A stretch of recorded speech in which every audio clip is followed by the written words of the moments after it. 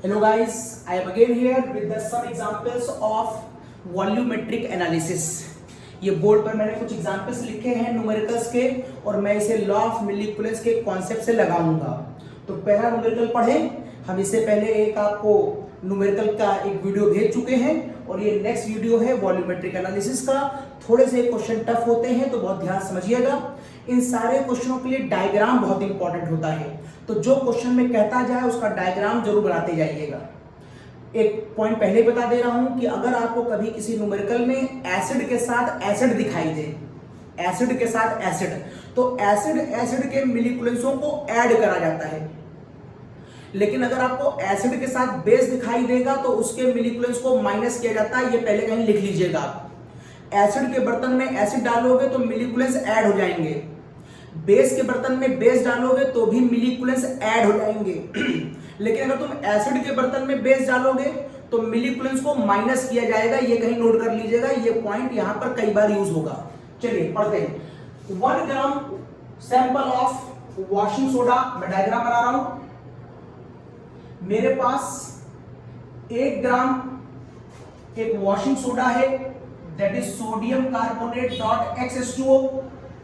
वैसे यहां पर 10H2O होता है वॉशिंग सोडा में, लेकिन उसने मुझे यहां पर X नहीं दिया है। एक्चुअल में यही पूछेगा, मतलब इसका आखिरी जो आंसर आएगा वो 10 आएगा। मुझसे यही वैल्यू पूछ रहा है और कह रहा है इसकी रिएक्शन कराई किससे है। इसकी रिएक्शन करा दी गई है 50 ml के 1.0 नॉर्मल HCl से कराई गई है। अगर क्वेश्चन यहीं पर खत्म हो जाता, इसके आगे क्वेश्चन नहीं होता, तो आप कहते हैं ये एसिड है और आप कहते हैं कि ये बेस है। अब आपके मन में आ रही होगी बात, सर ये कैसे मालूम चल गया कि आपको ये बेस है। तो मैंने फर्स्ट वीडियो में बताया है आपको, जब भी कोई सॉल्ट दिया जाए तो उसको पानी में डिसॉल्व करके देख लिया करो कि उसका नेचर कैसा है। अगर आप बाय डिफॉल्ट इसको पानी में डिसॉल्व करें तो आप ये पाएंगे कि यहां से NaOH बनेगा और यहां से H2CO3 बनेगा, NaOH और H2CO3। और मैंने आपको ट्रिक बताई थी फर्स्ट लेक्चर में न्यूमेरिकल्स के कि जितने भी फर्स्ट डे और सेकंड डे के बेस होते हैं वो सारे स्ट्रॉन्ग बेस होते हैं। फर्स्ट डे और सेकंड डे मेंडलीव टेबल, तो ये फर्स्ट डे में आता है तो ये स्ट्रॉन्ग बेस है। और HCl, H2SO4 और HNO3 को छोड़कर जितने भी एसिड है वो सब वीक माने जाते हैं। तो H2CO3 को तुम वीक मानोगे तो इन दोनों का रिजल्टेड कॉम्बिनेशन क्या आएगा, ये स्ट्रॉन्ग है ये वीक है, इसलिए ये अपना नेचर शो करेगा। This is the cause sodium carbonate से जो सॉल्यूशन बनेगा वो बेसिक होगा, इसीलिए मैंने ऊपर वाले पार्ट को बेस लिखा था। ये कॉन्सेप्ट है मेरा। ओके, अब इस बेसिक नेचर सॉल्ट की रिएक्शन HCl से कराई गई। अगर क्वेश्चन यही खत्म हो जाता तो तुम कहते कि इसका मोलिक्यूल्स इसके मोलिक्यूल्स के बराबर होगा, reaction of acid and base. और ऐसा करके मैं इसके बारे में जो कुछ पूछा था मैं निकाल सकता था, लेकिन प्रॉब्लम ये है कि क्वेश्चन यहां खत्म नहीं हुआ है। अच्छा एक काम और कर लो, तुम यहां पर क्या इसका मोलिक्यूल्स निकाल सकते हो? हाँ निकाल सकते हो। इसका मोलिक्यूल्स का फॉर्मूला, बहुत से फॉर्मूले मोलिक्यूल्स के, यहां कौन सा लगेगा? जो इंफॉर्मेशन गिवन है, क्या गिवन है? Nv। तो अगर तुम यहां पर Nv लगाओ N1 into V1 तो तुमको यहां पर इसका मोलिक्यूल्स मिलेगा 50 into 1, दैट इज 50 मोलिक्यूल्स इस क्वेश्चन में HCl के दिए गए हैं। इस 50 में से कुछ मोलिक्यूल्स ऊपर वाले बेस से कंबाइन करेंगे। कितने करेंगे अभी मुझे नहीं मालूम है, क्योंकि कुछ मोलिक्यूल्स इसके नीचे और बेस से कंबाइन करने जा रहे हैं। पढ़िए क्वेश्चन आगे। कह रहा है excess of acid is required. इसके साथ रिएक्शन होने के बाद कुछ एसिड बच जाता है, जिसको आप कह रहे हैं एक्सेस ऑफ एसिड। अगर ये पूरा का पूरा खत्म हो जाता तो मैं एक्सेस नहीं बोलता। कह रहा इसकी से रिएक्शन हुई लेकिन कुछ बच गया तो मैंने कहा एक्सेस ऑफ एसिड। और इस एक्सेस ऑफ एसिड की रिएक्शन करा दी गई है 21.13 ml के 1.018 मोलर बेरियम हाइड्रोक्साइड के साथ। ये देखिए नीचे तो साफ दिखाई दे रहा है कि ये भी बेस है। अब इसी का कुछ पार्ट इससे रिएक्शन कर रहा है, इसी का कुछ पार्ट ऊपर से रिएक्शन कर रहा है। पहले जरा ये पता कर लो कि नीचे कितना पार्ट रिएक्शन कर रहा है, मतलब इस बेस में कितने मोलिक्यूल्स तुम्हारे पास अवेलेबल हैं। तो मोलिक्यूल्स के बहुत से फॉर्मूले, यहां कौन सा लगेगा? क्योंकि मोल्टी दी है तो लगा दो यहां पर M2H2V2 M2 की वैल्यू 1.018, X की वैल्यू बेरियम हाइड्रोक्साइड के लिए 2 होगी और वॉल्यूम तुमको 21.13 दिया है। इन सबको मल्टीप्लाई करके देख लो, मुझे लगता है 43 के आसपास इन सब की वैल्यू आएगी। चेक कर लेते हैं। तो यहां पर आ जाएगा 1.018 मल्टीप्लाइड बाय 2 मल्टीप्लाइड बाय 21.13, तो ये वैल्यू देख लें, 1.018 मल्टीप्लाइड बाय 2 मल्टीप्लाइड बाय 21.13, तो यस ये वैल्यू एग्जैक्ट 43 के आसपास आई। तो ये वाली वैल्यू आई 43। इस कंपाउंड का जो मिलीक्यूलेंस है वो 43 है और जो HCl का मिलीक्यूलेंस है वो 50 है। तो equal milliequivalents are react together and equals are form. तो इसका 43 इसके 43 को न्यूट्रलाइज कर देगा। मैंने थोड़ी देर पहले बोला था लेक्चर शुरू होते हुए कि जब भी एसिड में बेस डालोगे तो दोनों के मिलीक्यूलेंस न्यूट्रलाइज हो जाएंगे। एसिड में एसिड डालोगे तो ऐड हो जाएंगे, बेस में बेस डालोगे तो भी ऐड हो जाएंगे। तुम कह सकते हो इसके 43 मिलीक्यूलेंस इसके 43 मिलीक्यूलेंस को न्यूट्रलाइज कर देगा। तो इसके न्यूट्रलाइजेशन के बाद यहां पर HCl कितना बचेगा, कितना HCl बचा आफ्टर दिस रिएक्शन? तो 50 में 43 चला गया तो कितना बचा? 7 बचा, ये लिखा साथ। और जो ये 7 मिलीक्यूलेंस बचा ये किससे लिंक करेगा? ये 7 मिलीक्यूलेंस इस वाले बेस से कंबाइन करेगा। मतलब सपोज करो इसके पास 50 रुपए है, इस 50 रुपए के साथ ये दो बच्चों को घुमाने ले जा रहा है। एक बच्चा ये है और एक बच्चा ये है। मैंने इस वाले ने पहले इस वाले बच्चे से पूछा कि तुमको कितने पैसे हम दे दें कि घूमते समय तुम्हारा खर्चा पूरा हो जाए। तो ये बच्चा अपनी इंफॉर्मेशन देने को तैयार नहीं है क्योंकि इसके पास कुछ इंफॉर्मेशन इनकम्प्लीट है। तो ये कह रहा सर मुझे नहीं पता कि मैं कितने का खाऊंगा। तो फिर इसने इस वाले बच्चे से पूछा कि तुम बताओ तुम्हें कितने पैसे दे दें कि तुम्हारा काम चल जाएगा। तो इस बच्चे के पास सारी इंफॉर्मेशन थी, तो इसने कहा सर मुझे 43 रुपए दे दीजिए, मेरा काम हो जाएगा। तो 50 रुपए में से 43 रुपए में इस वाले बच्चे को दे दूंगा। अब जो भी पैसे बचेंगे वो मैं इस वाले को दे दूंगा क्योंकि ये अपने बारे में कुछ बता तो पा नहीं रहा था। तो जो बचा है वो मैं इसको दूंगा। समझ रहे मेरी बात? एसिड की रिएक्शन ऊपर भी बेस से हो रही, नीचे भी बेस से हो रही।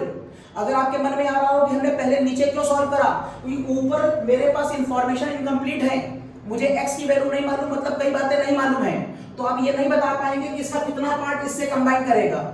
तो पहले ये बता दो कि इसका कितना पार्ट इससे कंबाइन करेगा। तो इसका मिली निकाल लिया, इसका मिली निकाल लिया, equal milliequivalents are react together. इसके 43 में इसका 43 चला जाएगा तो बचा कितना? इसका 7। अब ये 7 इससे कंबाइन करेगा और कैसे करेगा मैं लिखता हूं बोर्ड पर, आगे देखिए। ये हटा रहा हूं, ये हटा रहा हूं। तो अब जो वैल्यू आएगी आपके पास उस क्वेश्चन को आप सॉल्व करेंगे और लिखेंगे second part. Part number 1 solve हो चुका है नीचे वाला, पार्ट नंबर 2 ऊपर से। तो अब आप कहेंगे milliequivalents of HCl left is equals to milliequivalents of sodium carbonate dot XH2O। कितने मिलीक्यूलेंस इसके पास बचे हैं? 7। अब आप यहां पर कौन सा फॉर्मूला अप्लाई करेंगे? क्वेश्चन में वो आपसे x की वैल्यू पूछ रहा है और वेट आपको दिया है। अगर वेट दिया है तो आप वेट वाला फॉर्मूला अप्लाई कर दीजिए। तो फॉर्मूला हो जाएगा weight upon equivalent weight into 1000। ये फॉर्मूला हो गया। कितना वेट दिया है मैं यही वैल्यू पुट कर दे रहा हूं। कितना वेट दिया है? 1 दिया है तो मैंने सीधे यहीं पर 1 पुट कर दिया। इक्विवेलेंट वेट इसका सॉल्व कर लो। तो यहां से जब तुम इक्विवेलेंट वेट सॉल्व करोगे तो वैल्यू आ जाएगी 1000/7। सॉल्व कर लो कितना आया? तो 1000/7 डिवाइड बाय 7, तो ये वैल्यू आती है 142। ये वैल्यू आती है 142.85। ये इसका इक्विवेलेंट वेट आया। किसका? इस वाले सॉल्ट का। अब अगर आपको इक्विवेलेंट वेट मिल गया तो क्या आप मॉलिक्यूलर वेट निकाल सकते हैं? यस। इक्विवेलेंट वेट बराबर क्या होता है? Molecular weight upon x। Molecular weight upon x। x acid के लिए H+ आयन, बेस के लिए OH- आयन, सॉल्ट के लिए उसमें पाया जाने वाला नेगेटिव और पॉजिटिव चार्ज। तो जरा बताओगे सोडियम कार्बोनेट में कितने नेगेटिव और कितने पॉजिटिव हैं? यस, इसमें 2 सोडियम प्लस आयन है और 2 कार्बोनेट आयन है। वाटर कभी अपने आयनों में आयोनाइज नहीं होता, वाटर के H प्लस और OH माइनस आयन को काउंट कभी मत करिएगा।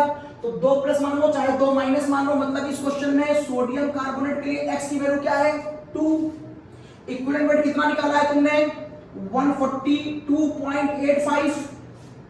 तो क्या मॉलिक्यूलर वेट मिल गया तुमको? यस। तो इसका मॉलिक्यूलर वेट कितना आ गया 142.85 मल्टीप्लाइड बाय 2 दैट इज 285.7। तो यहां पर वैल्यू आ गई 285.7। ये आ गया मॉलिक्यूलर वेट किसका? इस कंपाउंड का मॉलिक्यूलर वेट आ गया। तो आप इस कंपाउंड के आगे लिख दीजिए किसका वेट है Na2CO3.XH2O का है। ये जो मॉलिक्यूलर वेट है वो इस कंपाउंड का है। अब आपको निकालना क्या है X, तो इसको इससे कंपेयर कर लीजिए। तो आप कहेंगे 285.7, सोडियम का 23 2 से मल्टीप्लाई 46, कार्बन का 12, ऑक्सीजन का 16 मल्टीप्लाई बाय 3। इस पूरे एरिया का सम करोगे तो वैल्यू आएगी 106 प्लस उसमें पानी की वैल्यू होती है 18 वाटर, लेकिन वाटर X टाइम में तो मैंने लिख दिया 18X। जब तुम इसको इससे माइनस करोगे तो यहां पर वैल्यू आ जाएगी 18X बराबर 180 अप्रॉक्सीमेट। इसको इससे माइनस करोगे तो अप्रॉक्सीमेट 180 आएगा। अगर ये अप्रॉक्सीमेट 180 आया तो x बराबर कितना आ जाएगा 10 नहीं आ जाएगा। अगर यहां पर नंबर एग्जैक्ट 10 ना आया, फ्रैक्शन में भी आया, मान लो 9.7, तो वाटर का मॉलिक्यूल फ्रैक्शन में लिखते हैं, होल नंबर में लिखते हैं। तो 9.7 आएगा तो भी 10 लिखोगे, और 10.2 आएगा तो भी 10 लिखोगे।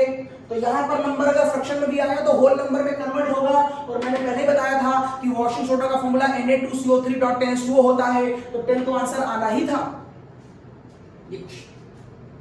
खास बात, इस एसिड के नीचे भी बेस था, ऊपर भी बेस था।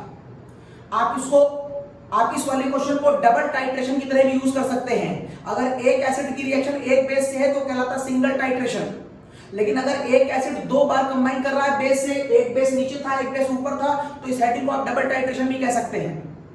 तो आपको इस एसिड से पहले किसे न्यूट्रलाइज कराना था जिसके बारे में सारी बातें मालूम हो, तो बेरियम हाइड्रोक्साइड की सारी बातें मालूम थी, इसलिए मैंने उन दोनों को माइनस कर दिया। जो एसिड बचा है वो मैंने सोडियम कार्बोनेट को दे दिया। फिर मैंने वेट वाला फॉर्मूला क्यों लगाया, क्योंकि वेट की इंफॉर्मेशन दे रखी थी। फिर मैंने इक्विवेलेंट वेट निकाला, फिर मैंने मॉलिक्यूलर वेट निकाला, फिर मॉलिक्यूलर वेट को इस फॉर्मूले से कंपेयर कर दिया, एक्स का आंसर आ गया। ओके, आप प्रैक्टिस करिएगा, एक दो बार इस क्वेश्चन को देखिएगा। ये क्वेश्चन थोड़े टफ होते हैं, एक दो बार देखने में पकड़ में आ जाएंगे। अगला क्वेश्चन देखते हैं हम लोग, ये डायग्राम। अगला क्वेश्चन रीड करिए आप। Yes. So my next question is 4 gram mixture of NaCl and Na2CO3। कोई क्वेश्चन बिना डायग्राम के आप नहीं करेंगे। 4 ग्राम मिक्सचर है NaCl का और Na2CO3 का, dissolve in the water and volume made up to 250 ml, और इसको 250 ml पानी में डिसॉल्व कर दिया गया। 4 ग्राम मिक्सचर है, उसको 250 ml पानी में डिसॉल्व कर दिया गया। इसमें से 25 ml पानी बाहर निकाल लिया गया, सॉल्यूशन वर न्यूट्रलाइज। इसका 25 ml बाहर निकाल लिया गया, ये 25 ml बाहर आ गया, जिसकी रिएक्शन करा दी गई है 50 ml, जिसकी करा दी गई है 50 ml N/10 HCl से। रिएक्शन करा दी गई है 50 ml N/10 HCl से। चलिए, डायग्राम बनके तैयार हो गया। आपसे उसने इसका परसेंटेज कंपोजिशन पूछा है, तो करेंगे क्या, सोचिए जरा। बाय डिफॉल्ट यहां पर पानी तो दे रखा है, ना भी जब हम बाय डिफॉल्ट पानी मानकर इसका नेचर चेक कर लेते हैं। NaCl को अगर तुम पानी में घोलोगे, तो ये बनाएगा NaOH और HCl, और अगर तुम Na2CO3 को पानी में घोलोगे तो ये बना लेगा NaOH और H2CO3। दोनों सॉल्ट है, पानी में घोलकर बाय डिफॉल्ट नेचर निकाल लो। ये स्ट्रॉन्ग एसिड है, ये स्ट्रॉन्ग बेस है, मतलब ये दोनों एक दूसरे को न्यूट्रलाइज कर देगा। मैंने कहा था HCl H2SO4 H2O3 strong acid होता है, लेकिन यहां पर देखो ये स्ट्रॉन्ग बेस है, ये वीक एसिड है, जिसकी वजह से इसका मीडियम कैसा हो जाएगा, बेसिक हो जाएगा। इसका मतलब है ये वाला मिक्सचर किस नेचर का है, ये वाला मिक्सचर बेसिक नेचर का है। और इसके बेस होने की वजह कौन है, NaCl के Na2CO3। इसके बेस होने की वजह NaCl नहीं है, Na2CO3 है।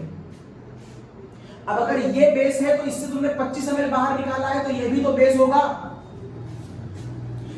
इसको बाहर निकालना ये कौन सी घटना कहलाता है, इसको बाहर निकालना ये कहलाता है सेपरेशन। अगर तुमने 4 कप चाय बनाई है, उसमें से 1 कप चाय बाहर निकाल लो, ये कहलाएगा सेपरेशन। लेकिन क्या ऐसा करने पर जो चाय आपने बाहर निकाली 1 कप, क्या उसका मीठापन बदल जाएगा? नहीं। इसका मतलब है इन दोनों के कॉन्सेंट्रेशन एक दूसरे के क्या होंगे, बराबर होंगे। 4 कप चाय बनाइए, 1 कप चाय बाहर निकाल लोगे तो चाय ही रहेगी, उसका मीठापन बराबर होगा, कॉन्सेंट्रेशन। अब ये बेस है और ये एसिड है, तो इन दोनों के बीच में यहां पर क्या होगी, एक रिएक्शन होगी एसिड बेस की। और जब रिएक्शन होगी तो वहां पर क्या लगेगा, लॉ लगेगा। कौन सा लॉ लगेगा, लॉ ऑफ मिली इक्विवेलेंस लगेगा। तो मैं लगा रहा हूं लॉ ऑफ मिली इक्विवेलेंस, ये हटा दिया मैंने, तो आप कहेंगे लॉ ऑफ मिली इक्विवेलेंस। पहले मैं किस एरिया पे लगाऊंगा, जहां पर ये एक बेस है और इसकी रिएक्शन HCl से करा रहे हो। मिली इक्विवेलेंस के बहुत से फॉर्मूले हैं, यहां पर कौन सा लगता है देख लो, वॉल्यूम दिया है तो N1V1, यहां पर भी N और V दिया है तो N2V2। तो यहां पर आपको N1 तो मालूम नहीं है, लेकिन ये 25 है, यहां पर N2 1/10 है और ये 50 है। तो N1 की वैल्यू आ जाएगी, ये हो गया 5, तो ये हो गया 5/25, that is 1/5, that is 0.2। Point लगाया, 0 आ गया, इस 0.2, नॉर्मेलिटी आ गई 0.2। अब अगर इसकी नॉर्मेलिटी 0.2 आई है, मतलब किसकी नॉर्मेलिटी 0.2 आई है, इस सॉल्यूशन की नॉर्मेलिटी 0.2 आई है, 0.2। और यही सॉल्यूशन ये वाला है, दोनों कॉन्सेंट्रेशन बराबर है। अगर ये 0.2 है तो इसकी भी नॉर्मेलिटी 0.2 आ गई।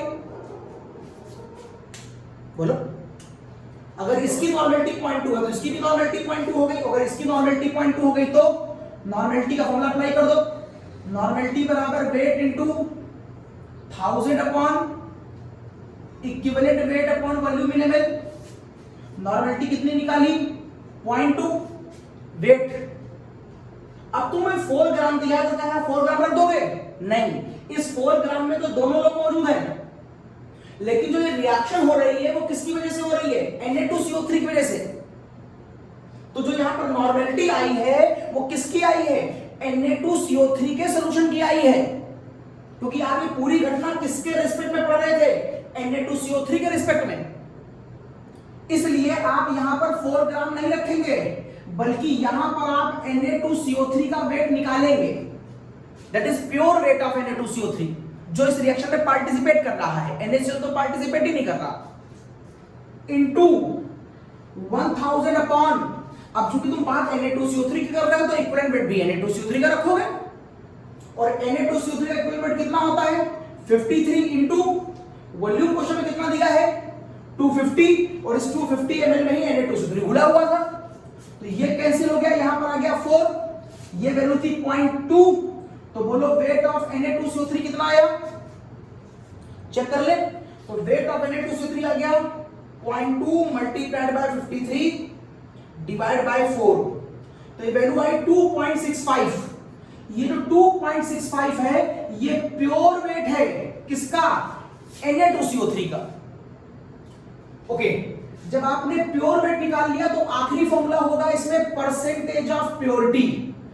ये फॉर्मूला कोई केमिस्ट्री का नहीं है, ये सिंपल हमारे जीवन का फॉर्मूला है, परसेंटेज ऑफ प्योरिटी और pure weight upon total weight.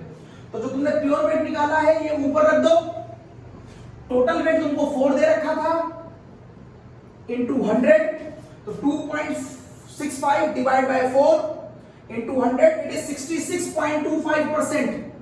Means इस क्वेश्चन में 66.25% Na2CO3 है। तो बताओ NaCl कितना होगा। NaCl को आप मैथमेटिकली ऐसे नहीं निकाल पाएंगे, लेकिन जब एक का आंसर आ जाएगा तो फिर 100 से माइनस करके दूसरा आंसर और कॉमन सेंस से निकाल सकते हैं। तो अगर मैं -100 कर दूं तो इसका आंसर आ जाएगा 100 माइनस 66.25, तो ये आंसर आ गया 33.75% कौन होगा, NaCl होगा।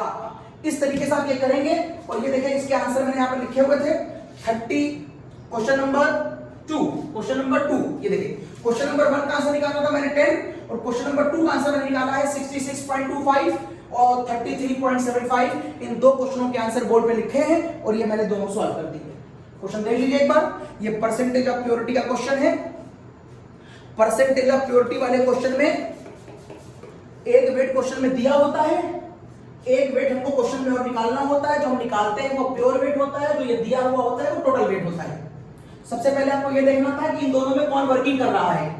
कैसे पता करोगे? बाय डिफॉल्ट दोनों को पानी में घोलोगे। Na ने बनाया NaOH, Cl ने बनाया HCl, strong acid strong base cancel हो गया, इसलिए में उसे कोई मतलब नहीं है। सोडियम कार्बोनेट ने बनाया स्ट्रॉन्ग बेस और वीक एसिड, तो मीडियम हो गया बेसिक। अब ये बेस होगा तो ये बेस होगा, इसका जो कंसंट्रेशन होगा वही कंसंट्रेशन इसका होगा। लेकिन इस बेस के एसिड से कराओगे तो यहाँ पर लगेगा लॉ ऑफ मोलिकुलेंस। इससे निकालोगे इसकी नॉर्मेलिटी, जो नॉर्मेलिटी इसकी होगी वही नॉर्मेलिटी इसकी होगी। फिर नॉर्मेलिटी का फॉर्मूला लगाओगे, वेट निकालोगे। किसका वेट निकलेगा? Na2CO3 का, क्योंकि वो वर्क कर रहा है। जब Na2CO3 का वेट आ जाएगा तो percentage of purity of pure weight और टोटल वेट लगा दोगे तो आंसर आ जाएगा। यस, क्वेश्चन नंबर 3 पढ़िए। क्वेश्चन नंबर 3 तो क्वेश्चन नंबर 3 कह रहा है 5 ml of HNO3, 4.8 ml of HCl and 17 molar H2SO4। ये भी एसिड है, ये भी एसिड है, ये भी एसिड है। जब एक वेसल में कई एसिड मिक्स किए जाते हैं तो उन सबके मोलिक्यूल्स आपस में ऐड हो जाते हैं, मैंने बताया था। तो आप कहेंगे molecules of HNO3 plus molecules of HCl plus molecules of H2SO4 is equals to milli equivalence of solution, या आप कह रहे हैं इसको mixture. Milli equivalence of solution या मिक्सचर, सारे एसिड है इसलिए उन सबके मोलिक्यूल्स आपस में ऐड हो जाएंगे। डायग्राम समझो, मेरे पास एक वेसल है, इसी में HCl पड़ा है, इसी में HNO3 पड़ा है और इसी में H2SO4 पड़ा है। तो आप इन तीनों के मोलिक्यूल्स आपस में ऐड कर देंगे तो ये कहलाएगा मिक्सचर का मोलिक्यूल्स। पहले इतना कर ले, फिर आगे क्वेश्चन पढ़ेंगे। तो HNO3 के लिए जो आप फॉर्मूला लगाएंगे, चूंकि आपको HNO3 के लिए नॉर्मेलिटी और वॉल्यूम दिया है, तो आप लगा सकते हैं N1V1 दैट इज 5 into 8, ये 40 है। HCl के लिए भी आपको नॉर्मेलिटी और वॉल्यूम दे रखा है, ये है 4.8 और 5, 4.8 और 5, तो ये लगभग 24 आएगा। 8 40, ये 8 40, 0 से लेकर 4 और 5 को 20 और 4 24, ठीक है एकदम। फिर है मेरे पास H2SO4। अगर मैं H2SO4 की बात करूं तो H2SO4 में तुमको यहाँ 17 मोलर दिया है, तो फॉर्मूला लग जाएगा M3X3V3। जब नॉर्मेलिटी दिया है तो NV का फॉर्मूला लगाया, जब मोलरिटी दिया है तो M1X1V1 जो बताया था वही लगाया मैंने यहाँ पर। तो मोलरिटी कितनी दी गई है? 17। H2SO4 में X की वैल्यू 2, लेकिन ध्यान से देखिए आपको इसका वॉल्यूम नहीं बताया। H2SO4 का क्वेश्चन में वॉल्यूम नहीं मालूम है। ये देखिए, ये 3 पॉइंट मेरे हो गए, molecules of HNO3, molecules of HCl और molecules of H2SO4। But problem ये है कि मुझे इसका वॉल्यूम नहीं मालूम है। अब क्या कह रहा है क्वेश्चन देखिए, अब वो कह रहा है इस पूरे मिक्सचर में मुझे इसका वॉल्यूम तो नहीं मालूम, लेकिन बाद में इसमें बहुत सारा पानी मिला दिया गया। पढ़िए, HNO3, HCl, H2SO4 is mixed together and volume made up to 2 liter by adding water. 2 liter by adding water. इसमें बहुत सारा पानी मिला दिया गया जिससे इसका वॉल्यूम 2 लीटर कर लिया गया। इसका मतलब है पानी मिलाने के बाद पहले इसका वॉल्यूम कितना था? 5 ml, 4.8 और ये मान लो 10-15 ml। तो पहले इसका वॉल्यूम कुछ इतना था, मान लो यहां तक था। पहले इसका वॉल्यूम मान लो यहां तक था, लेकिन जब मैंने बाद में इसमें बहुत सारा पानी मिलाया तो इसका वॉल्यूम एकदम से इंक्रीज कर गया, और वॉल्यूम इंक्रीज कर कितना हो गया? 2 लीटर हो गया। Now its volume is 2 litre. 2 litre. अब बताओ, अगर मैं पानी मिलाऊंगा तुमको बताया था मैंने इससे पहले जब मैं न्यूमेरिकल लगा रहा था तो वहां पर मैंने स्टार्टिंग बताया था कि किसी में भी पानी मिलाने पर उसका कॉन्सेंट्रेशन बदल जाता है लेकिन उसके मिलीक्यूल्स नहीं बदलते। मैंने आपको इससे पहले वाले लेक्चर में ये कॉन्सेप्ट पढ़ाया था, उस लेक्चर को देखिएगा। मैंने वहां पर कहा था अगर मैं किसी चाय बनाई है और चाय में अगर मैं पानी डालूंगा तो चाय का मीठापन कम हो जाएगा, मतलब नॉर्मेलिटी बदल गई। लेकिन मैंने वहां प्रूफ किया था कि ऐसे केसों में मिलीक्यूल्स नहीं बदलता। तो तुम यहां से यहां पर आओगे पानी मिला करके तो इसकी नॉर्मेलिटी और इसकी नॉर्मेलिटी अलग अलग होगी, इसका मतलब पूरे सोल्यूशन की। लेकिन डाइल्यूशन करने पर मिलीक्यूल्स चेंज नहीं होते, मतलब इन दोनों के मिलीक्यूल्स सेम होंगे। इन दोनों का मतलब इस पूरे मिक्सचर का पानी मिलाने से पहले और इस पूरे मिक्सचर का पानी मिलाने के बाद मिलीक्यूल्स सेम होगा, कॉन्सेंट्रेशन बदल चुका होगा। मतलब फाइनल फॉर्मूला क्या बना? तुम्हारा फाइनल फॉर्मूला बन गया N1V1 plus N2V2 plus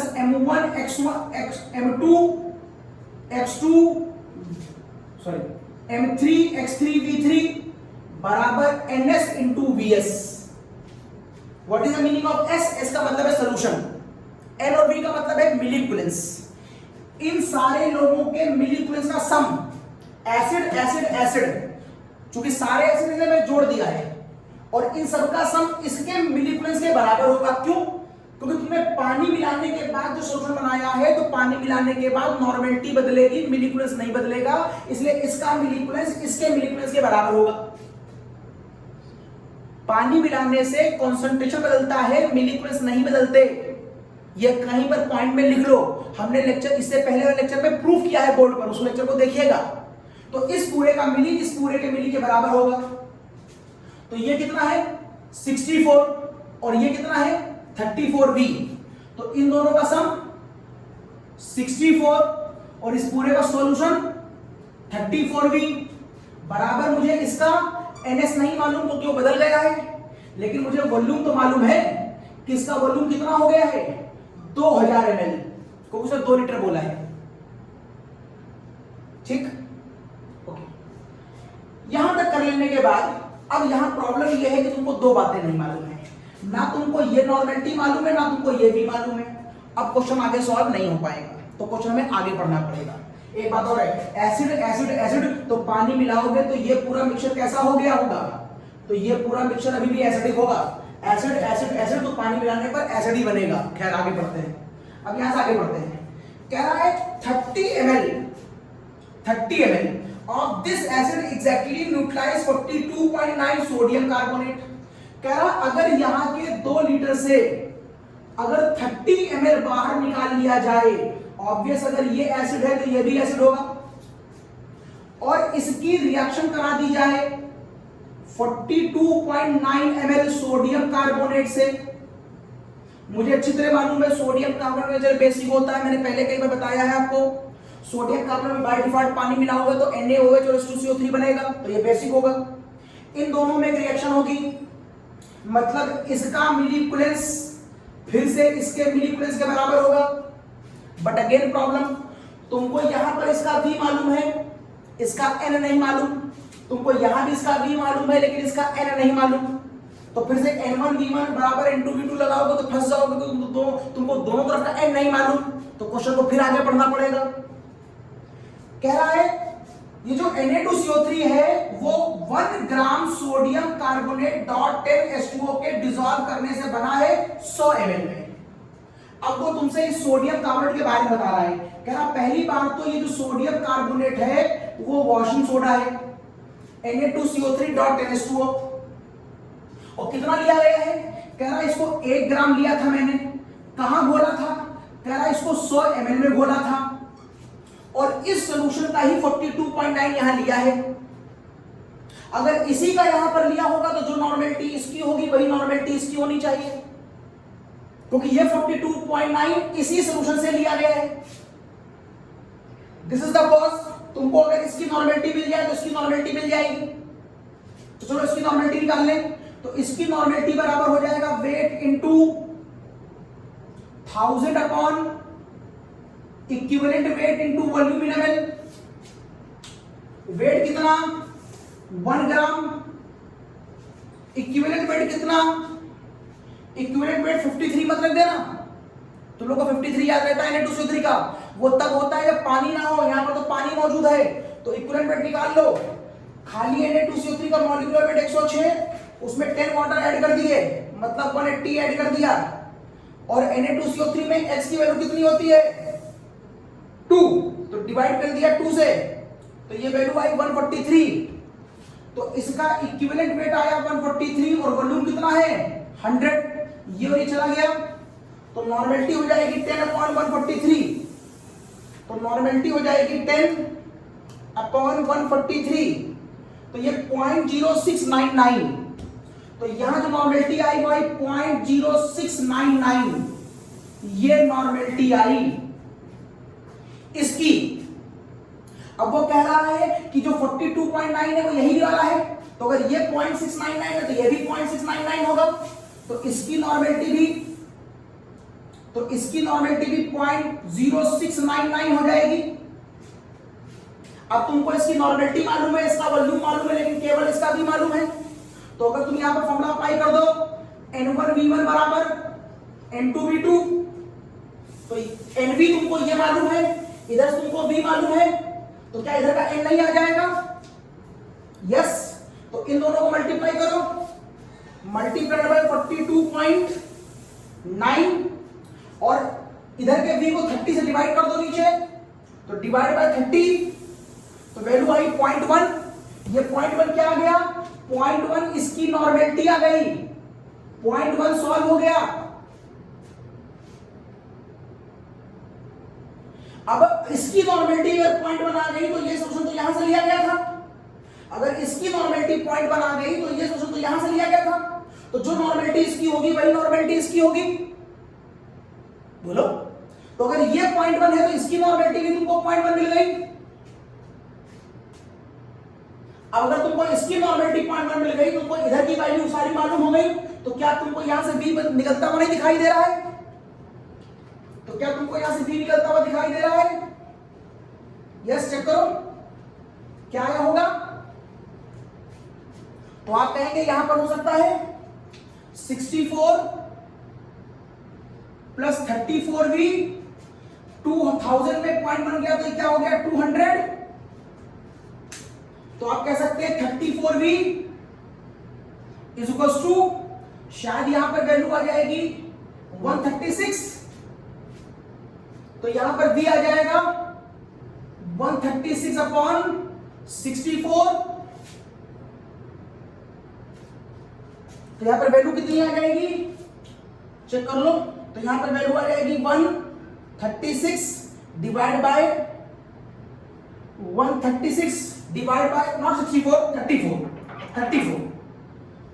34 yes, 64 से माइनस कर दिया तो आ गया 136, चेक कर लो 200 minus 64, yes 136, now divide by 34, now divide by 34, that is answer 4, तो यहां पर जो आंसर आया वो 4 ml आया, मतलब H2SO4 का जो वॉल्यूम पूछा गया था मुझसे V3 वो 4 ml आया है, और देखो आंसर क्या दिया था, और देखो यहां पर आंसर 4 ml दिया भी गया था, थर्ड क्वेश्चन का आंसर 4 ml, तो ये एक बड़ा कॉम्प्लिकेटेड क्वेश्चन है, बार बार रिपीट करके देखिएगा, आपको बात समझ में आएगी। कुछ रूल्स आपको याद होने चाहिए। रूल्स नंबर 1, एसिड में एसिड डालोगे तो मिलिकुलस जुड़ेगा, पहले ये याद कर लेना।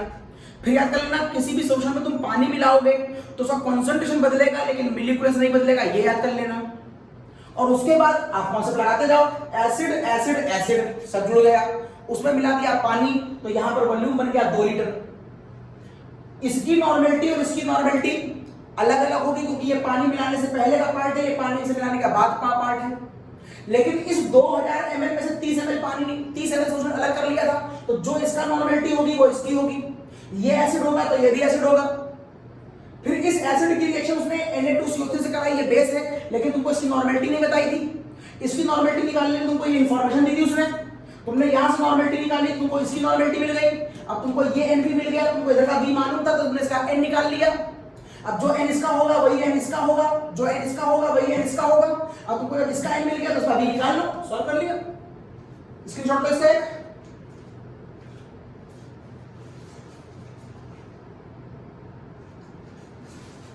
Yes, now the next question, my question number is 4. Question number 4 पढ़िए. क्वेश्चन नंबर 4 पढ़िए. बिना डायग्राम बनाए आप क्वेश्चन सॉल्व नहीं करेंगे. Question number 4.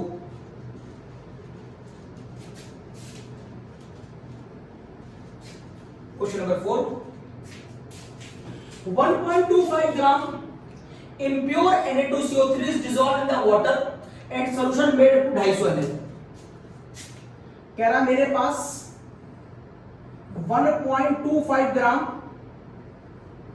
सोडियम कार्बोनेट है और पहले से बता दे रहा है इम्प्योर है, मतलब ये Na2CO3 का पूरा वेट नहीं है. मान लो इसमें थोड़ा सा Na2CO3 और थोड़ी सी मिट्टी पड़ी हुई है, मान लो. इम्प्योर कुछ भी डाल दो, Na2CO3 को छोड़ो, कुछ भी डाल दो, मान लो मिट्टी डाल दो. और फिर इसमें पानी मिलाकर वॉल्यूम कितना कर दिया, 250 ml. बता चुका कई बार Na2CO3 का रिजल्ट कैसा होता है, बेसिक बता चुका कई बार. 50 ml of this solution, 50 ml of this solution, यहां से कितना बाहर निकाल लिया, यहां से बाहर निकाल दिया 50 ml. अगर ये बेस है तो ये क्या होगा, ये भी बेस होगा. जिसकी किससे कराई है, 50 ml 0.1 नॉर्मल HCl से कराई है, 50 ml 0.1 नॉर्मल HCl से कराई है.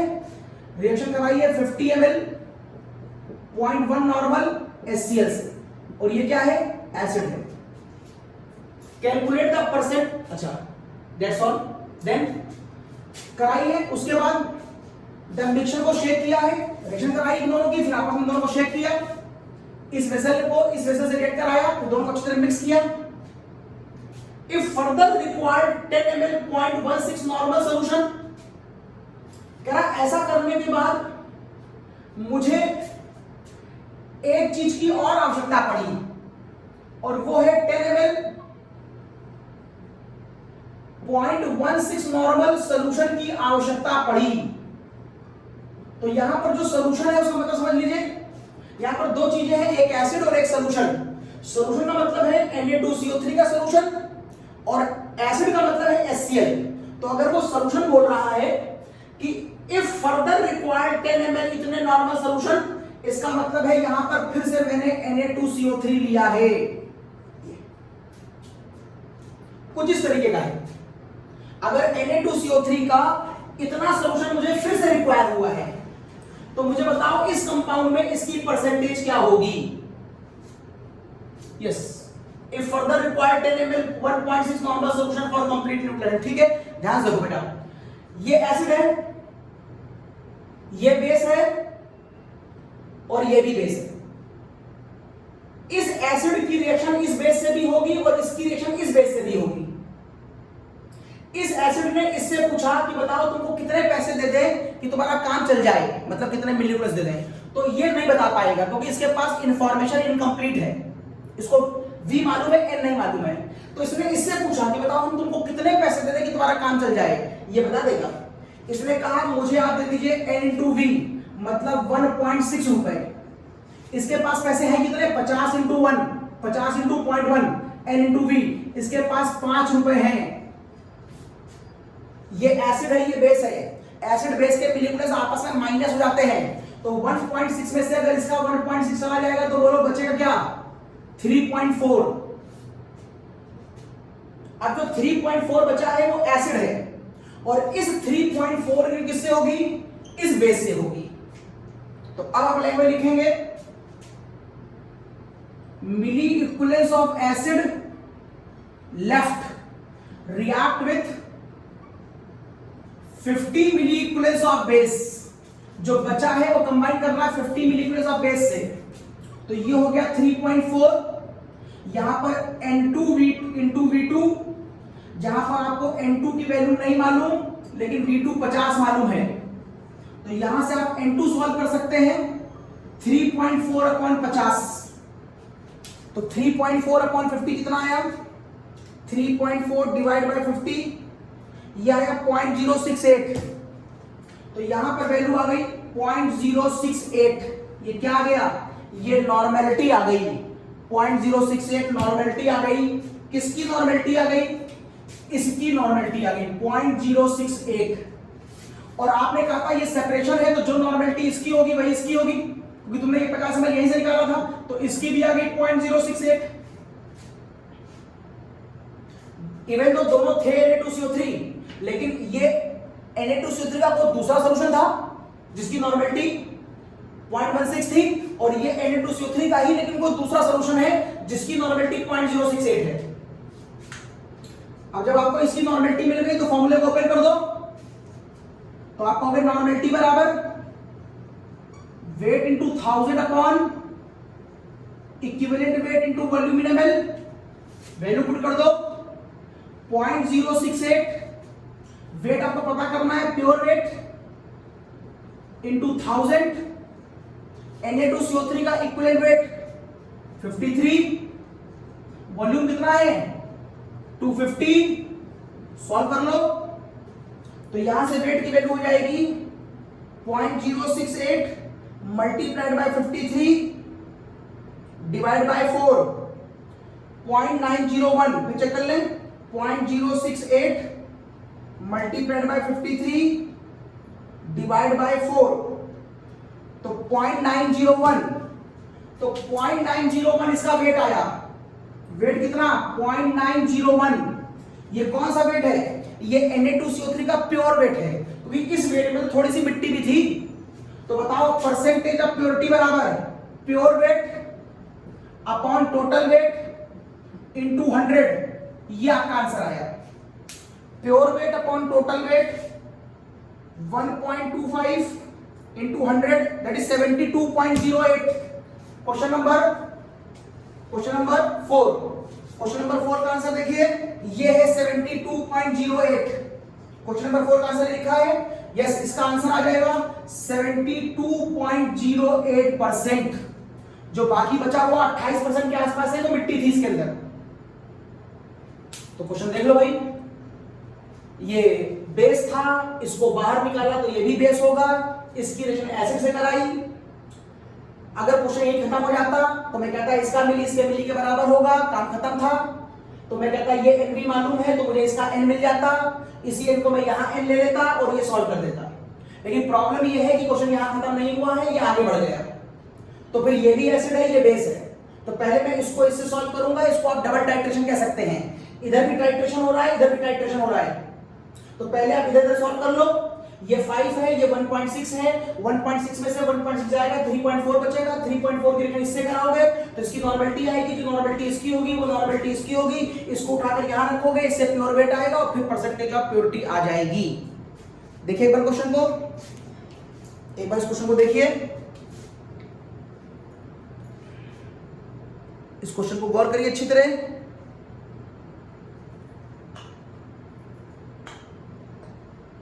Okay, now I am doing what is the next question.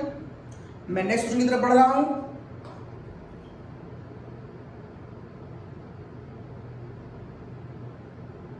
चलिए क्वेश्चन नंबर 5। क्वेश्चन नंबर 5 आसान क्वेश्चन है, क्वेश्चन नंबर 5 आसान क्वेश्चन है।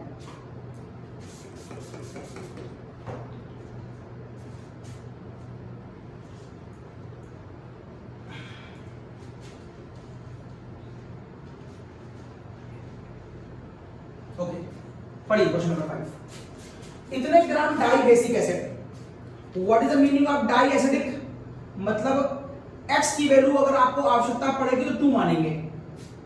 डाई एसिडिक बेस का मतलब है x की वैल्यू 2 है, like aluminium like barium hydroxide, like calcium hydroxide, जहां पर OH की वैल्यू 2 होती है। इतने ग्राम, डायग्राम बना लेते हैं। मेरे पास एक डाई बेसिक एसिड है, x की वैल्यू 2 है, जस्ट लाइक मेटलिक हाइड्रोक्साइड, मुझे नाम तो नहीं मालूम लेकिन OH 2 बार है। ये कितना है 2.65 ग्राम है। What dissolve in a water and volume made up to 500 ml, इसको पानी में डिसॉल्व करके इसका वॉल्यूम जो है वो मैंने 500 में बना लिया है। बेस को पानी में डाला है तो ऑब्वियस इसका नेचर बेसिक ही रहा होगा। फिर इसमें से बाहर निकाल लिया मैंने, कितना बाहर निकाला है 20 ml। अगर मैंने 20 ml बाहर निकाला, दो बातें कंफर्म है, अगर ये बेस है तो ये भी बेस होगा और जो कॉन्सेंट्रेशन इसका है वही इसका होगा। ये दो बातें यहां पर मुझे पहले से मालूम है। इसकी रिव्यू किससे कराई है? 12 ml N/6 HCl से कराई है। 12 ml N/6 HCl से कराई है। 12 ml N/6 HCl से कराई है। Calculate the equivalent weight in molecular weight of base. इसका इक्विवेलेंट वेट और इसका मॉलिक्यूलर वेट पूछ रहा है। तो बड़ा आसान सा क्वेश्चन निकल आया। कुछ नहीं करना है, ये बेस है तो ये बेस है, इसका कॉन्संट्रेशन इसका कॉन्संट्रेशन बराबर होगा। ये बेस है, इसकी रिएक्शन कराई है एसिड से, तो इसका मिली बराबर होगा। तो आप कह सकते हैं इसका मिली प्लस बराबर इसका मिली प्लस, N1V1 बराबर N2V2। तो ये हो जाएगा 20, ये हो गया 1/6, ये हो गया 12, तो यहां से आ गया 2, यहां से आ गया 10, तो N1 की वैल्यू हो गई 1/10 मतलब 0.1। ये किसकी नॉर्मेलिटी आई? ये इसकी आई। इसकी नॉर्मेलिटी 0.1 आई। इसकी नॉर्मेलिटी बराबर होगी तो इसकी नॉर्मेलिटी भी 0.1 आई। इस बार ये उसने नहीं कहा है कि ये इम्प्योर वेट है, तो अब इस वेट को प्योर वेट मानेंगे। तो इस बार आप इस वेट को यूज कर सकते हैं, इम्प्योर को नहीं यूज करते हैं, वहां से प्योर वेट निकालते हैं। ये प्योर वेट है। नॉर्मेलिटी आ गई तो नॉर्मेलिटी का formula weight into 1000 upon equivalent weight into volume in ml। ये आ गया 0.1, वेट है 2.65 इंटू 1000 इंटू 500 वॉल्यूम दे रखा है। इक्विवेलेंट वेट निकाल लो, ये गया 2 आ गया, और 2 को इन सबसे मल्टीप्लाई कर दो तो कितना आ जाएगा? 2.65 मल्टीप्लाइड बाय 2 डिवाइड बाय 0.1, तो ये वैल्यू आ गई 53। तो यहां से जो इक्विवेलेंट वेट आया वो आ गया आपका 53। क्वेश्चन नंबर 5, ये देखिए एक आंसर आ गया। क्वेश्चन नंबर 5 का आंसर 53 लिखा है, 53 आ गया। अब अगर इक्विवेलेंट वेट 53 आ गया तो बताओ इसका मॉलिक्यूलर वेट क्या होगा? तो फॉर्मूला आपको मालूम होगा, इक्विवेलेंट वेट बराबर मॉलिक्यूलर वेट अपॉन x। उसने पहले ही कह दिया है क्वेश्चन में x की वैल्यू 2 है, it is dibasic acid है। तो अगर तुम यहां पर इसकी वैल्यू 2 पुट कर दोगे और यहां पर तुम 53 पुट कर दोगे तो मॉलिक्यूलर वेट में इन दोनों को क्रॉस मल्टीप्लाई कर दोगे। तो क्या इस क्वेश्चन में मॉलिक्यूलर वेट की वैल्यू 106 नहीं आएगी? ये देखिए क्वेश्चन नंबर 5 का ये आंसर लिखा हुआ है 53 और 106। क्वेश्चन नंबर 5 का ये आसान सा क्वेश्चन था ना। क्वेश्चन नंबर 6, 7 और 8 ये थोड़े से लेंथी और लंबे क्वेश्चन हैं और थोड़े से टफ भी हैं। तो चलिए ध्यान से देखते हैं बारी बारी। क्वेश्चन नंबर 6 ये हटा रहा हूं।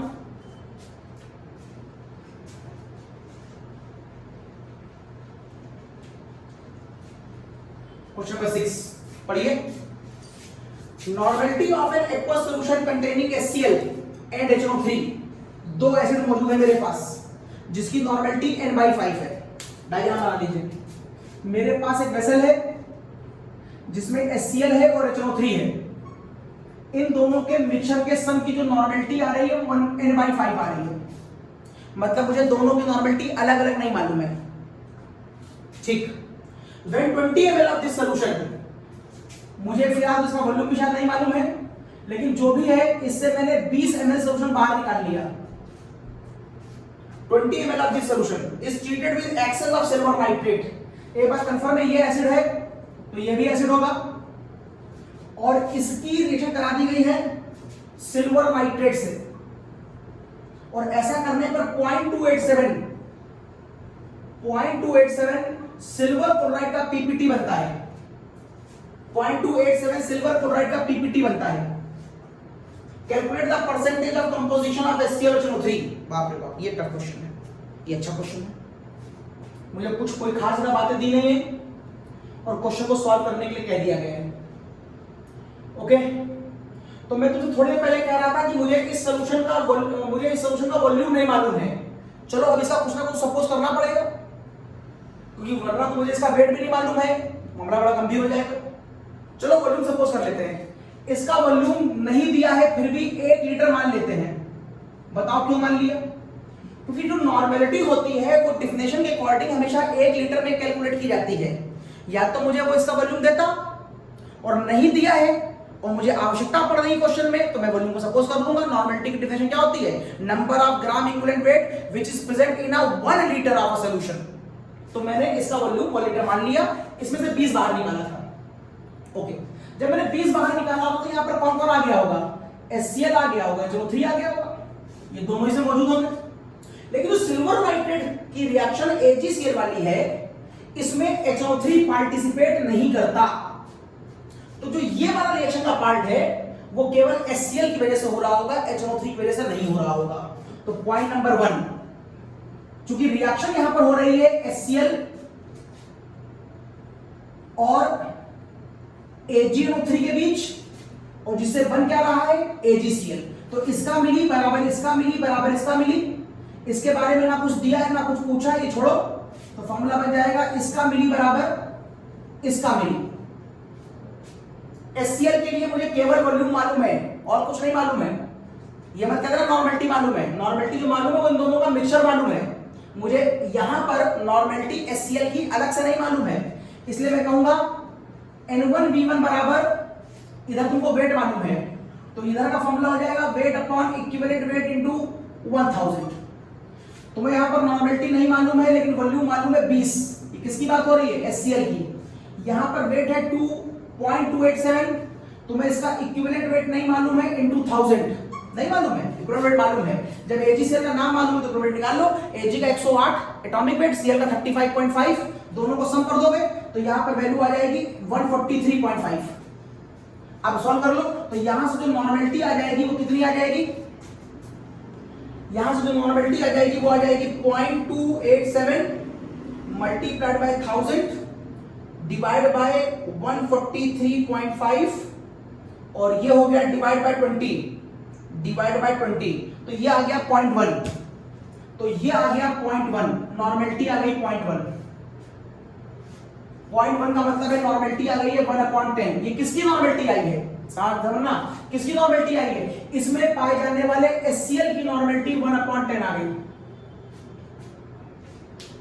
अगर तुमको HCl की नॉर्मेलिटी मालूम है, तुमको इन दोनों के कॉम्बिनेशन की नॉर्मेलिटी मालूम है, तो तुम ये भी तो कह सकते हो कि मुझे HNO3 की नॉर्मेलिटी मिल जाएगी। कैसे, क्या मुझे जान निकालने की आवश्यकता है क्या, पहले पढ़ ले। मुझे कैलकुलेट द कंपोजिशन चाहिए। वैसे काम तो मेरा इतने से ही हो जाएगा, मुझे आवश्यकता पड़ेगी नहीं, चेक कर ले रहे, चेक कर लेते। जब मुझे नॉर्मेलिटी मिल गई HCl की, तो HCl की नॉर्मेलिटी का फॉर्मूला बराबर wait into 1000 upon equivalent weight into volume in ml। HCl की नॉर्मेलिटी 0.1, तुम्हें HCl का वेट मालूम नहीं है। HCl का इक्विवेलेंट वेट होता है 36.5, 1000 वॉल्यूम तुमने बाय डिफॉल्ट अपने मन से 1 मान लिया था, 1 लीटर दैट इज 1000 ml। तो बोलो वेट कितना आ गया, तुम कहोगे वेट आ गया 3.65। अगर वो इस क्वेश्चन में खाली HCl का वेट पूछता तो सॉल्व हो गया था, लेकिन उसने आपसे HCl में परसेंटेज पूछी है। तो परसेंटेज तभी बता पाओगे जब तुमको ये मालूम चले कि यहां पर कुल वेट कितना है, और कुल वेट निकालने के लिए HCl के बाद तुम्हें HNO3 का वेट भी निकालना पड़ेगा। मतलब मुझे HNO3 की आवश्यकता पड़ गई। तो चलो अब मैं निकालता हूं HNO3 का इक्विवेलेंट वेट। पहले HNO3 की नॉर्मेलिटी, तो normality of HCl plus normality of HNO3 बराबर नॉर्मेलिटी ऑफ सॉल्यूशन। इसकी नॉर्मेलिटी का सम ही इसकी नॉर्मेलिटी है।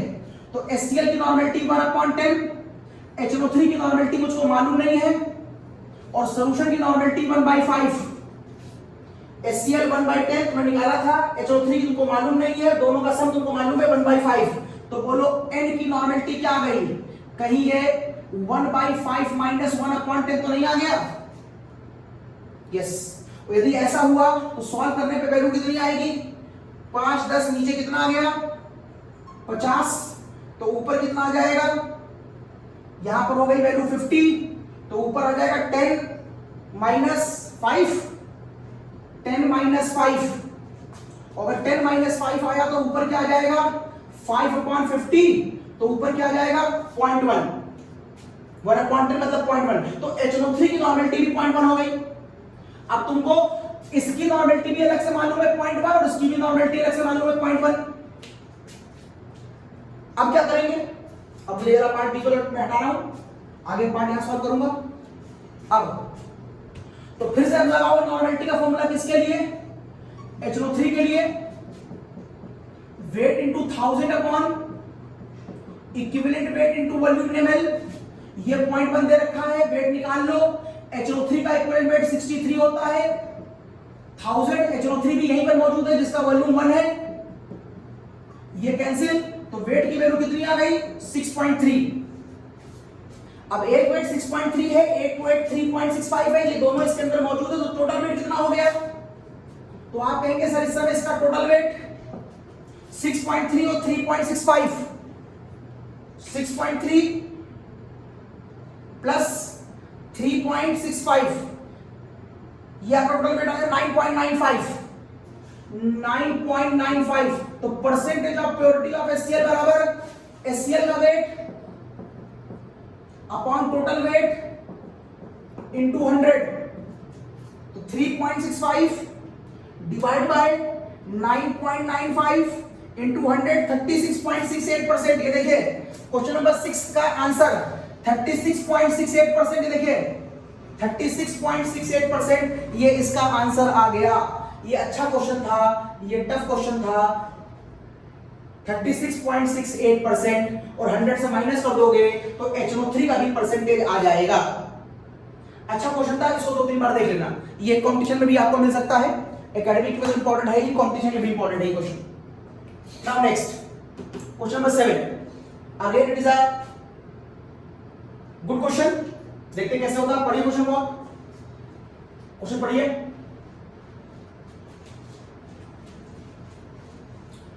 तो क्वेश्चन आपसे कह रहा है normality, question number 7, 10 ml of an aqueous solution containing क्या क्या है? HCl है और H2SO4 है। तो डायग्राम बना लेते हैं।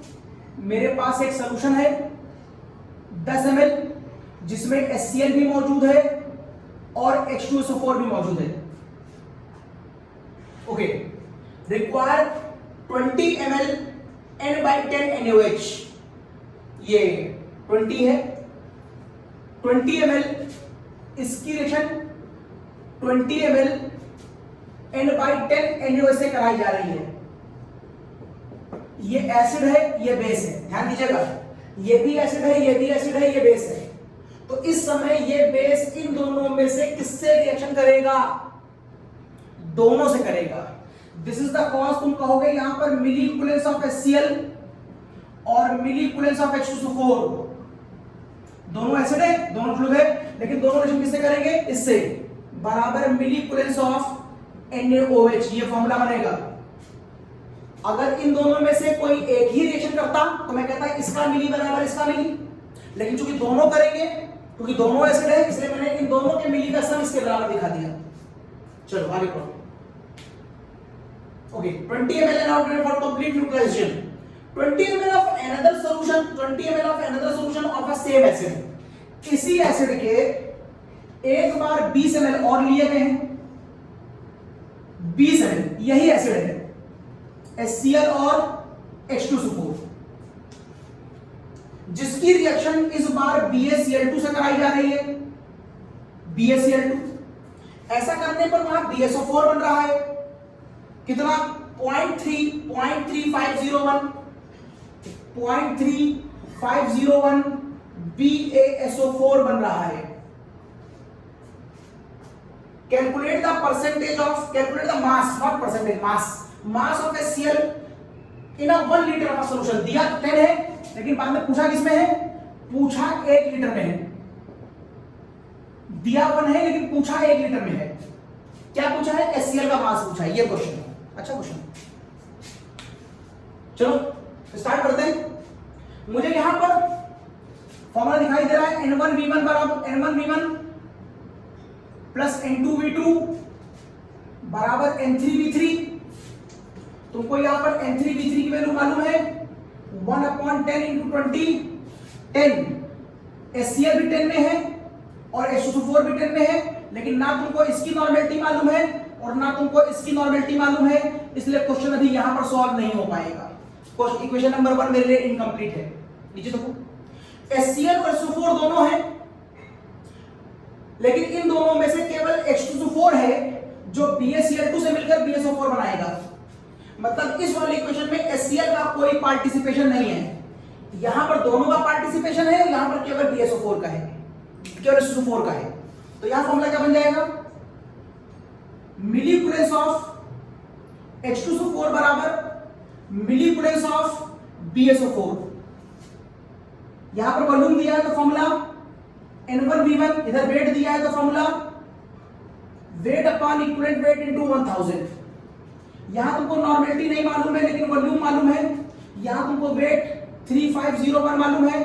BSO4 का मॉलिक्यूलर वेट 233 होता है। बेरियम का 137, बेरियम का 137, सल्फर का 32 और ऑक्सीजन का 16 64, सबका सम आएगा 233। दो बेरियम पर 2 प्लस सल्फेट पे 2 minus, so divide by 2। So divide by 2 का मतलब है 2 करके चला गया ऊपर इनटू 1000। अगर आप इसे सॉल्व कर लें तो आपको BSO4 की नॉर्मेलिटी मिल जाएगी 0.3501 into 2 into 1000 divide by 233 divide by 20 तो 0.150। तो यहां पर जो नॉर्मेलिटी आ रही है वो 0.1501 के आसपास आ रही है। अब ये नॉर्मेलिटी किसकी आई है? ये नॉर्मेलिटी H2O4 की आई है। अब चूंकि ये सोल्यूशन सेम है तो यहां पर नॉर्मेलिटी कितनी आ गई H2O4 की? 0.1501 आ गई। अब तुमको इधर का एरिया मालूम है, तुमको इधर का एरिया मालूम है, तो तुमको क्या ये वाला n नहीं मिल जाएगा? बोलो बेटा, नीचे वाला पार्ट में बिठा रहा हूं।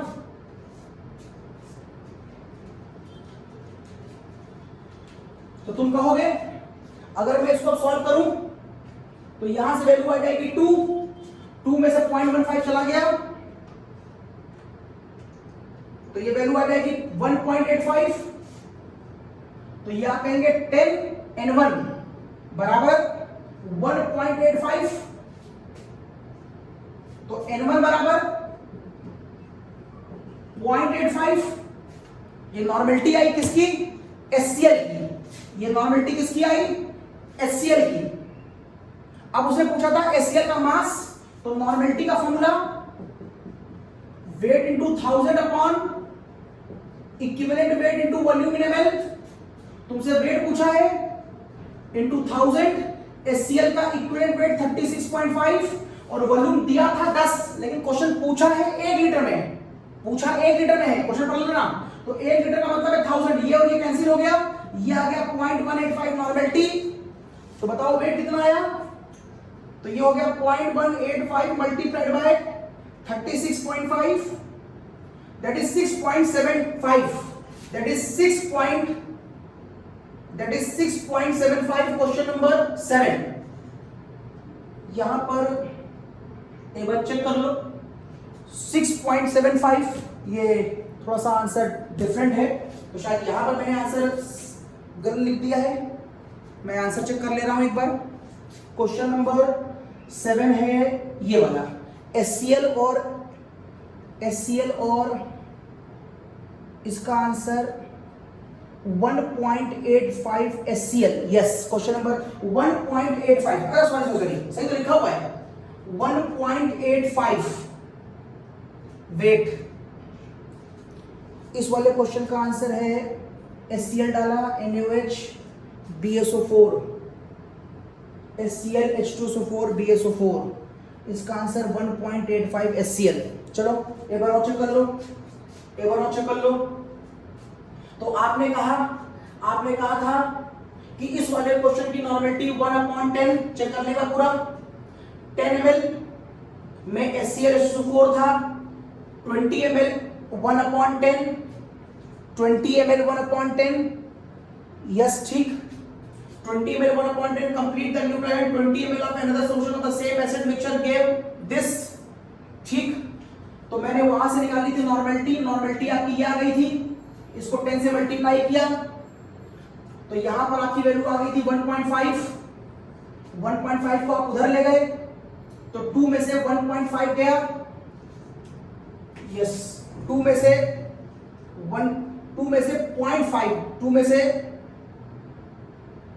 0.15 गया। सॉरी यही गलती हुई है। ये 0.15 नॉर्मेलिटी आई थी, 10 से मल्टीप्लाई करोगे तो ये हो जाएगा 1.5, 2 से माइनस किया था तो यहां बचा था 0.5। देखिए ये गलती हुई थी, सही कर लें इसको। यहां पर जब आप इन दोनों को मल्टीप्लाई करेंगे तो ये वैल्यू आएगी 1.5, ये है 2 तो यहां पर आएगा 0.5। ओके, अब n बराबर हो जाएगा 0.5/10 मतलब 0.05, 0.5 डिवाइड बाय 10 मतलब 0.05।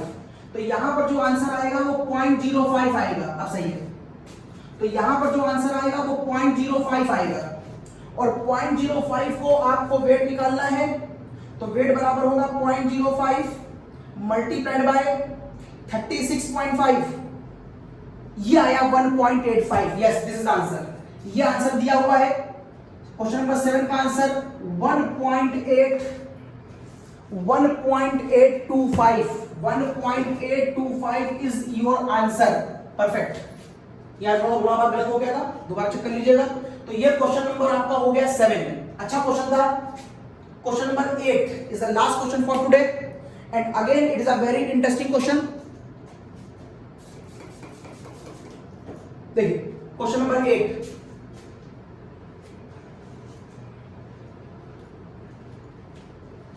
क्वेश्चन नंबर 8 कह रहा है 1.42 ग्राम मिक्सचर है कैल्शियम कार्बोनेट और मैग्नीशियम कार्बोनेट का। एक वेसल है जिसका वेट 1.42 है और वहां पर कैल्शियम कार्बोनेट है और मैग्नीशियम कार्बोनेट है। कैल्शियम कार्बन बनाएगा कैल्शियम हाइड्रोक्साइड, Mg बनाएगा मैग्नीशियम हाइड्रोक्साइड, दोनों सेकंड ए के होते हैं इसलिए स्ट्रॉन्ग बेस माने जाएंगे। कार्बोनेट H2CO3 है, वीक एसिड है। इसका मतलब यहां पर जो मीडियम बेसिक डेवलप होगा वो इन दोनों की वजह से डेवलप होगा, क्योंकि दोनों ही स्ट्रॉन्ग बेस बना रहे हैं, सेकंड ए के हैं। इसकी किससे करा दी गई है 160 ml N/4 HCl से रेशियो करा दी गई है 160 ml N/4 HCl से।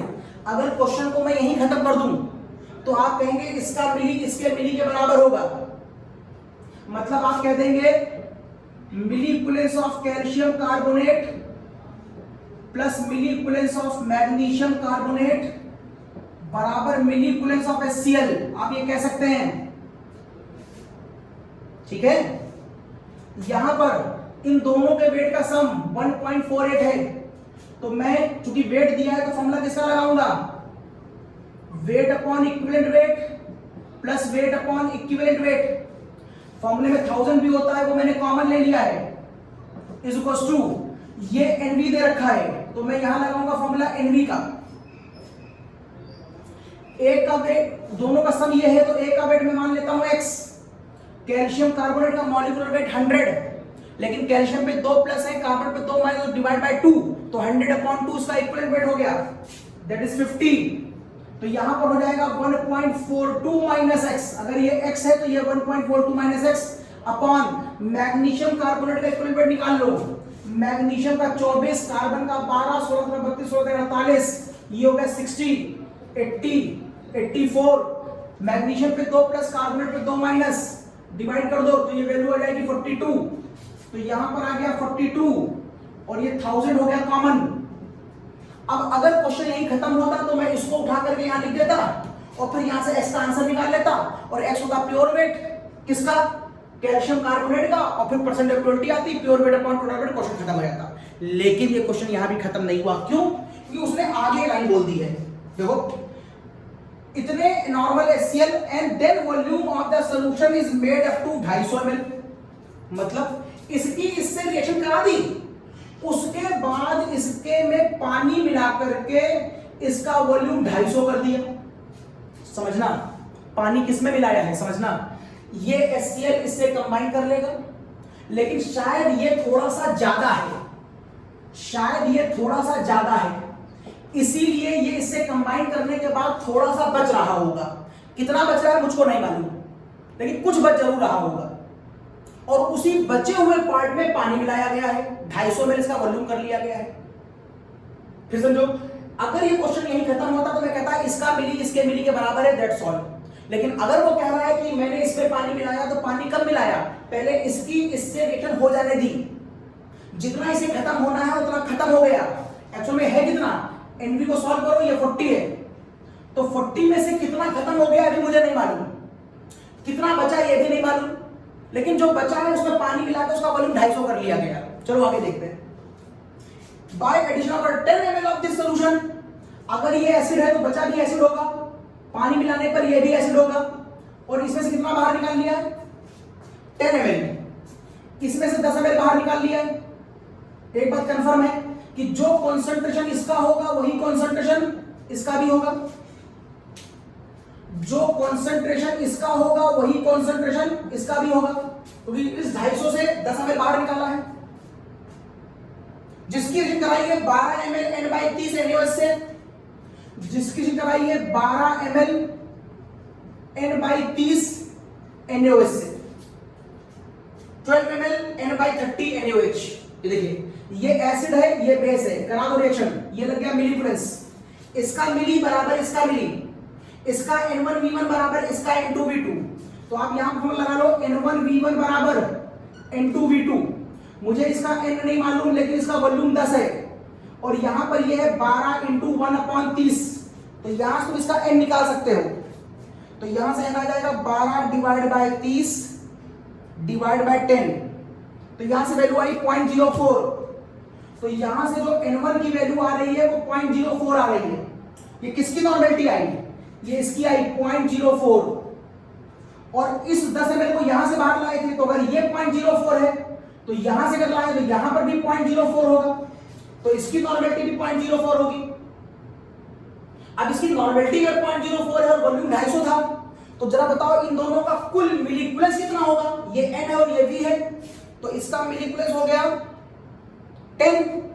तो यहां पर इन दोनों को अगर तुम मल्टीप्लाई करोगे तो इसका मिलीक्यूलेंस हो गया 10। इसका मतलब 10 मिलीक्यूलेंस आगे गया है, 10 आगे गया है, था कितना 40।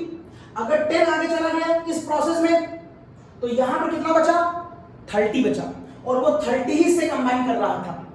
मैं कह रहा था मुझे पहले नहीं मालूम है कि 40 में से कितना इधर कंबाइन कर रहा है, मुझे नहीं मालूम था, तो पहले मैंने इधर का पार्ट सॉल्व कर लिया, तो मालूम चला कि यहां पर 10 आ रहा है, तो 40 में से 10 इधर चला गया तो बचा कितना, तो यहां बच गया 30। उस 30 के हिस्से करा दो, इसका मतलब ये पूरा एरिया किसके बराबर हो गया 30 के बराबर हो गया।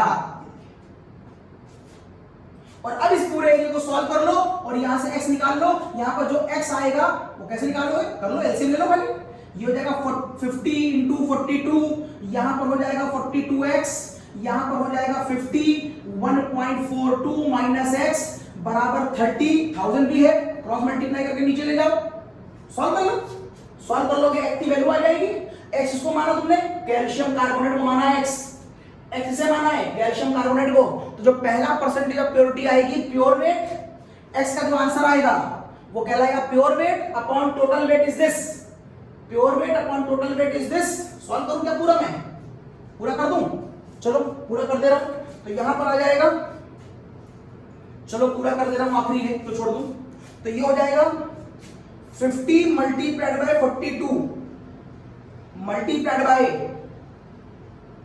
30 डिवाइड बाय 1000, तो ये वैल्यू आई 63। इस पूरे को सॉल्व करो 63 आया तो 42x प्लस यहां पर आ रहा है 63, इसको इससे मल्टीप्लाई कर लो तो ये हो जाएगा 50 इंटू 1.42, तो ये आ गया 71, तो ये हो गया 71 माइनस 50x, ये आया। अब 52x में से 50x चला जाएगा तो माइनस का बचेगा कितना, माइनस का 8x, और 71 उधर जाएगा तो माइनस 71 में 63 जाएगा, तो शायद यहां बचेगा माइनस का 16। अब माइनस माइनस कैंसिल हो गया तो x बराबर 16 बचेगा, नहीं सॉरी 8 बचेगा, इट इज 8। अब माइनस माइनस कैंसिल हो गया तो x बराबर कितना आया 1। ये 1 जो आया वो कैल्शियम कार्बोनेट आया, कैल्शियम कार्बोनेट का वेट 1 है तो इसका वेट 0.42 होगा, तभी दोनों का सम 1.42 आ रहा था। तो परसेंटेज ऑफ प्योरिटी बराबर pure weight upon total weight into 100, 1 upon 1.42, तो 1 अपॉन 1.42 ये आ गया 70.42%। ये देखिए मेरा आखिरी आंसर, क्वेश्चन नंबर 8 का आंसर 70.42%, 70.42% ये आंसर आ गया। तो ये वॉल्यूमेट्री के न्यूमेरिकल थे। अगला लेक्चर में थोड़े से न्यूमेरिकल वॉल्यूमेट्रिक के और हैं, और फिर उसके बाद मैं इसको इंटरलिंक कर दूंगा पीओसी से, और इसी को इंटरलिंक कर दूंगा परसेंटेज ऑफ एलिमेंट के न्यूमेरिकल, जहां पर जेल्डाल और ड्यूमा की बातें नहीं करूंगा। इसी को इंटरलिंक कर दूंगा H2O2 डिकम्पोजिशन वाले न्यूमेरिकल से, और वॉल्यूमेट्रिक को ही इंटरलिंक कर दूंगा हार्डनेस ऑफ वाटर से। तो ये सारे न्यूमेरिकल वॉल्यूमेट्रिक पे ही बेस्ड होते हैं। नेक्स्ट लेक्चर में फिर मिलेंगे नए न्यूमेरिकल के साथ, तब तक के लिए बाय।